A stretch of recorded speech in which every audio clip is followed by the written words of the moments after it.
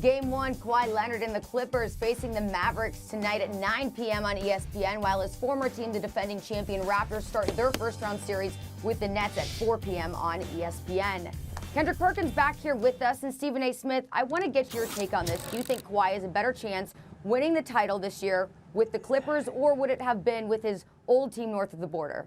I think it would have been with his old team north of the border, because I think that about the personnel that they have in place, the chemistry and cohesiveness that they shared, the fact that even though the Eastern Conference is competitive, it's not what the West is as a conference right now. I recognize the fact that the Clippers have a multitude of weapons, but the fact that they won the championship last year, just figuring things out, they would have had things figured out even more this go-round, which means they would have had additional experience. They obviously would have been stronger with Anunoby in the lineup to join Kawhi, Siakam, and everybody else. And the Eastern Conference is still relatively weaker than the Western Conference. That's why I would say that he would have had a better chance of winning the championship with Toronto than he would with the Clippers, even though with the Clippers it's still pretty damn good.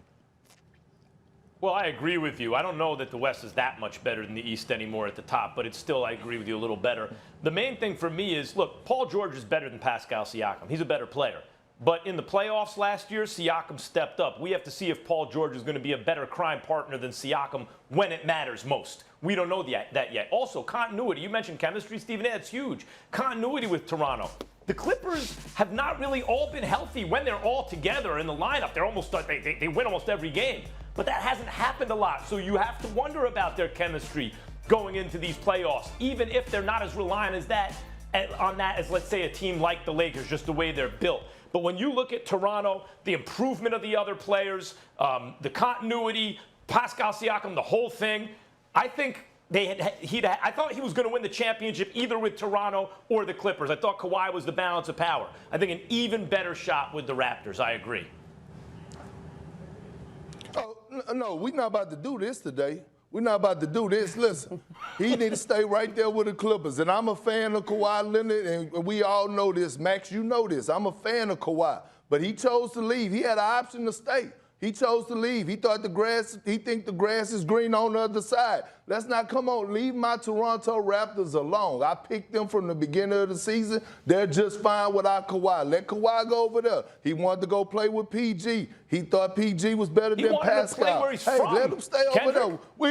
We not about to. No, that's not true. Because from what I've heard, and Stephen A. could correct me if I'm wrong, but did Kawhi want to push for Masai Ujiri to trade Pascal to get PG in Toronto? Yes, he He wanted Paul George, and in order to acquire Paul George, Masai would have had to trade Pascal Siakam, because that's what they would have demanded in OKC, and Masai didn't want to do that. Okay, that's all I'm saying. To Mac's point that he wanted to play at home, that's not true. He wanted PG, so he got it. We're not doing this. We're not doing this today. He did. We're not doing this today. I will say this. Toronto is just fine. He did want to be in L.A., and as somebody who is in L.A. at this particular moment in time, I can tell you, I understand. Thanks for watching ESPN on YouTube. For live streaming, sports, and premium content, subscribe to ESPN+.